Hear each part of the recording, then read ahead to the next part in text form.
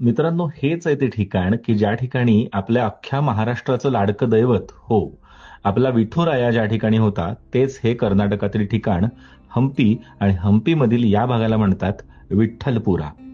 अप्रतिम वास्तुकलेचा नमुना असलेला हा भाग अक्षरशः आपल्याला वेड लावून ठेवतो आणि पाहत राहावा असं हे ठिकाण आहे. हंपीमध्ये असलेलं मोस्ट पॉप्युलर डेस्टिनेशन कुठलं असं जर तुम्ही विचारलं तर हे आहे मोस्ट पॉप्युलर डेस्टिनेशन म्हणजेच विठ्ठल मंदिर. या ठिकाणी अजून एक वैशिष्ट्य आहे.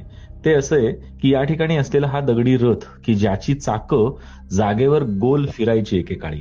किती सुंदर वास्तुकला असेल तुम्ही कल्पना करू शकता. आज 50 रुपयाच्या नोटेवर असलेला जो दगडी रथ आहे तो याच ठिकाणचा रथ आहे आणि हाच आहे तो रथ. विठ्ठल मंदिराच्या प्रत्येक खांबांमधून सप्तसूर आजही ऐकू येतात. दगडी खांबांमधून सप्तसूर कसे ऐकू येतात याचं कोडं शास्त्रज्ञांना अजूनही सुटलेलं नाहीये. प्रत्येक खांबावर रामायण आणि महाभारतातील प्रसंग इथल्या गाईडकडून नक्कीच ऐकून घेतले पाहिजेत, कारण पटकन आपल्या ते लक्षात येत नाहीत आणि हजारो शिल्पकृती या विठ्ठलपुरामध्ये आपल्याला अक्षरशः वेड लावतात.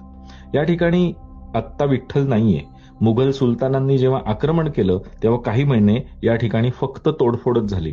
तरीही आज जे उभं आहे ते पाहून आपण स्थितप्रज्ञ होतो, भारावून जातो. मग करताय ना प्लॅन?